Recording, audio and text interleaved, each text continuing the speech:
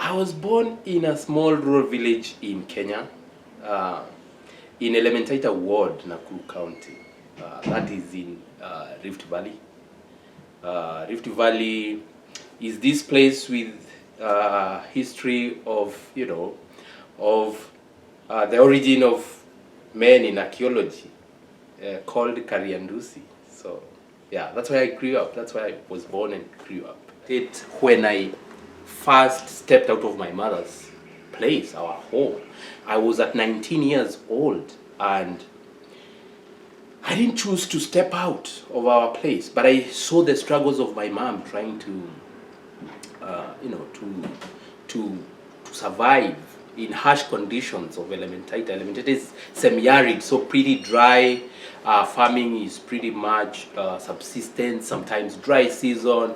So at 19, it's because I finished the fourth form, and I just knew that, hey, if I continue staying here, I'll add stress to my already stressed mom. So I decided to go to the city, to Nairobi. So it's me working hard, and with the reality of where I grew up, by the grace of God and having built a successful career. 2017, I'm like, hey, I truly know where I came from. A place where systemic challenges still existed. Like, now seeing the life in Nairobi, and different life in a rural place. I felt, the call to like, hey, our people can do better.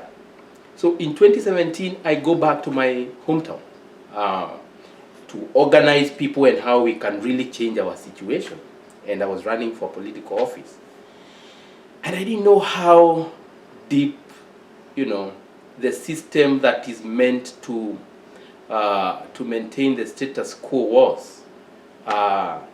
Until when the threat I was receiving became real.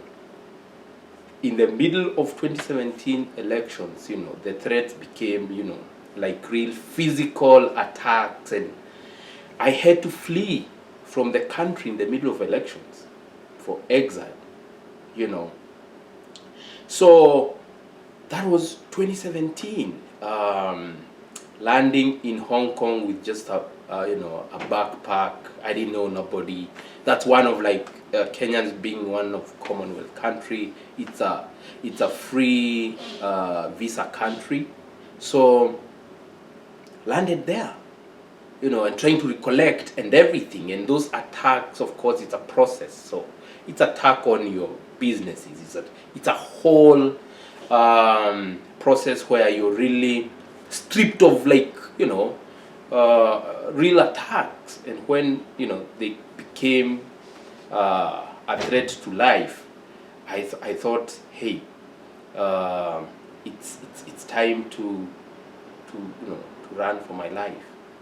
And that is now through Hong Kong, long journey across now 3 continents. I'm landing to the US, in 2020, in March 2020. And few weeks later, the world shuts down. That was March. And I remember very well that when now the world now went silent, that's the time when in that silence I had time even now to recollect the pieces. And the journey was, when I looked back, was so deep I couldn't even put in journaling or something. And I poured up myself out on canvas. That's how I painted the 7 canvas, during that time.